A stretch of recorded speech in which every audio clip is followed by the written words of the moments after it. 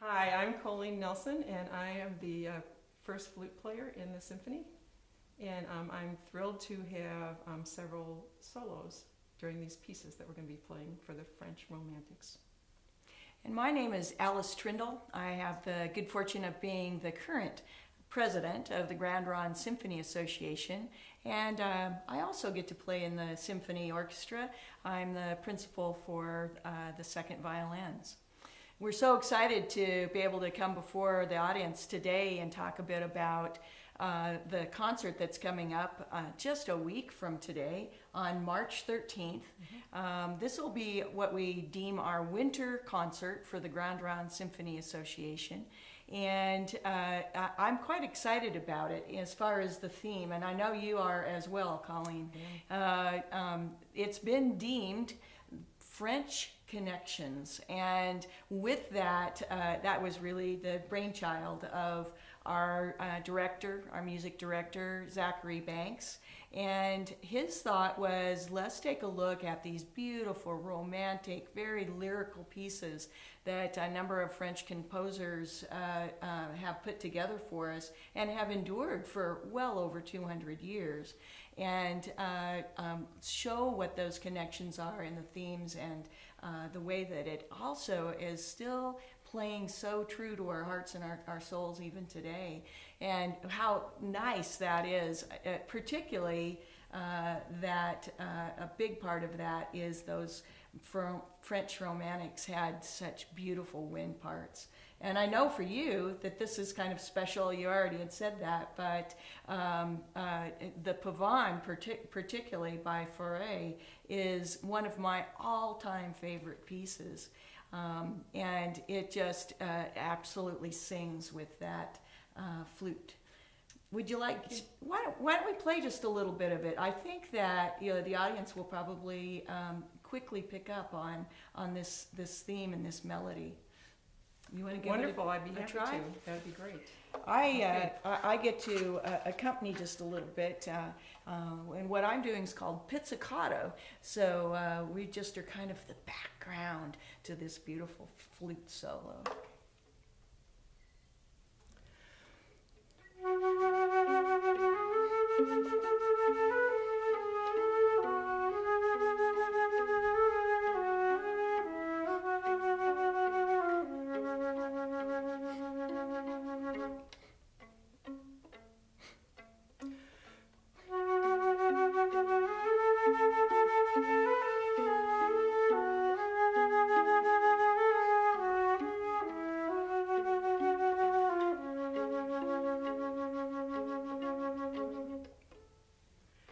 So some of the song themes of these romantics are some of the most recognizable music. They become very popular. They stay in people's heads, and they remember those melodies.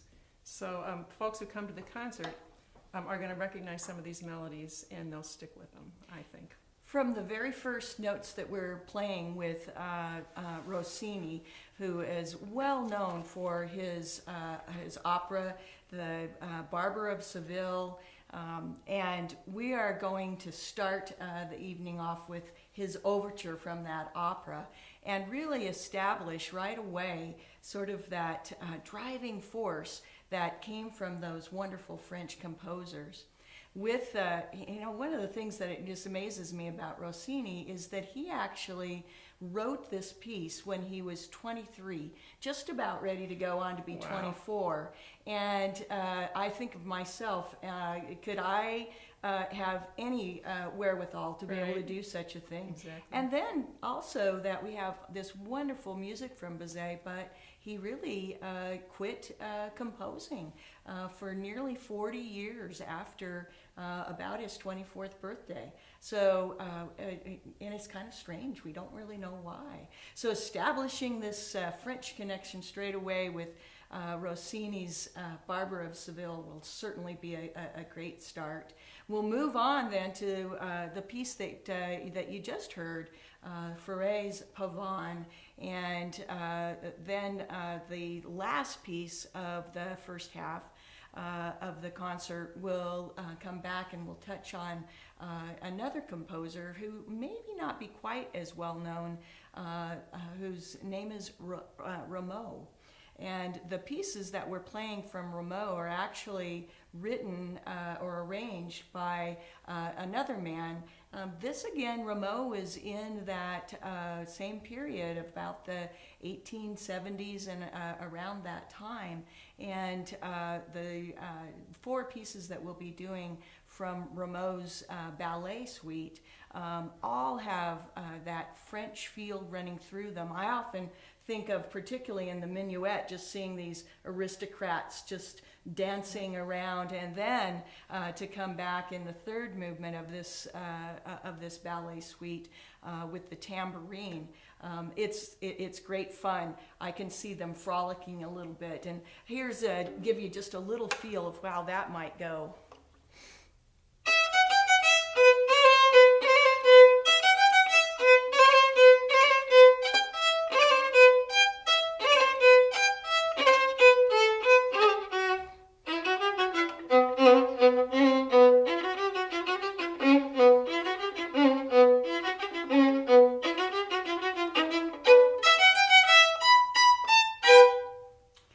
Fun, nice. huh? Yeah, very nice. I think they still have their wigs on and whatnot, but they're dancing quite a little bit lighter in toe. Yeah.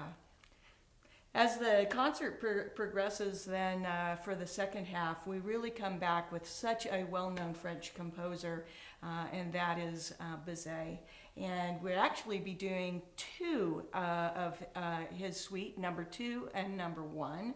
And I probably will massacre the name of this. Maybe you can help me out with it. But I have it as L'Arlésienne. Are we close to that? I believe it's L'Arlésienne. L'Arlésienne, all right. L'Arlésienne. I needed to get a little lazier on that, I guess, as we took a look. I just love these pieces. And again, here we see that connection back to Fauré and that beautiful solo that you have in that particular piece in the first half of the concert. And then we pick back up a beautiful solo with you and Swanee Herman on the harp. The orchestra just goes to total accompaniment. But maybe I can fake the harp part just a little bit, and we could give a little feel for that melody too. Before we play, another comment I wanted to make is that the Romantics wanted you to use your imagination. So as you hear these lyrical melodies, let your imagination soar and imagine where you are and what you're experiencing with this lovely music. Excellent.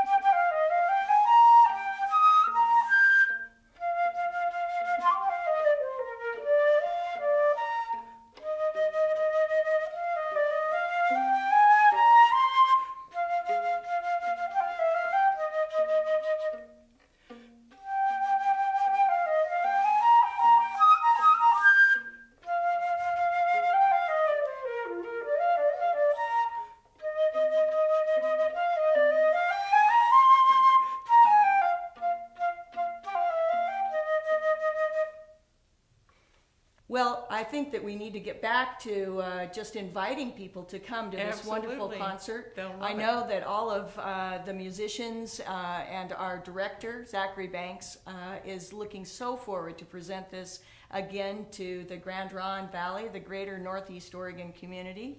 We're so happy that we're able to share this with the audience of Le Grand Alive, both on their website and on their Facebook. So if you're watching this on Facebook, make sure you go on and have a big like there, and also go on and like Grande Ronde Symphony Facebook as well. You know, that timing is really critical for these concerts, and that oftentimes we actually have had a full house there at McKenzie Theater on the campus of Eastern Oregon University. So I'll remind folks, this concert will be again on Wednesday, March 13th, and it begins, curtain time is at 7 p.m., so definitely try to be there by 6:30 at the very latest, by 6:45.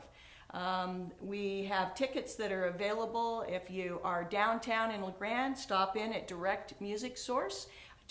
Tony will certainly have something for you.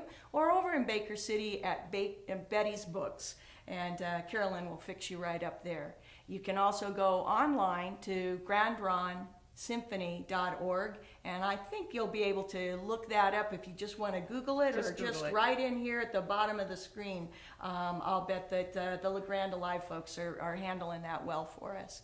So get those early, and we do close down the website ticket purchase the day before the concert, so make sure that you get your tickets. We're looking forward to it. I wonder if folks want to know how much the tickets cost. Do you think so? There is a bit of variety on Okay. on our ticket costs, and we're still such a bargain.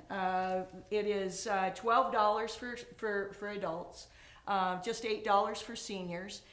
Certainly want to support our Eastern Oregon University students. They get in for $2, and our high school or middle school students get in for just $1. I wanted people to know what a bargain it was. It absolutely is. Okay. I don't know if you've been lately to the Oregon Symphony or some of our. Think about it in this way: where could you go to hear live music? Yes, it's old dead people music, but you can feel it in your soul, and there is nothing like having that right just a few feet away from you. Come join us March 13th for the Grande Ronde Symphony Orchestra concert, our winter concert, beginning at 7 p.m. up at McKenzie Theater on the campus of Eastern Oregon University.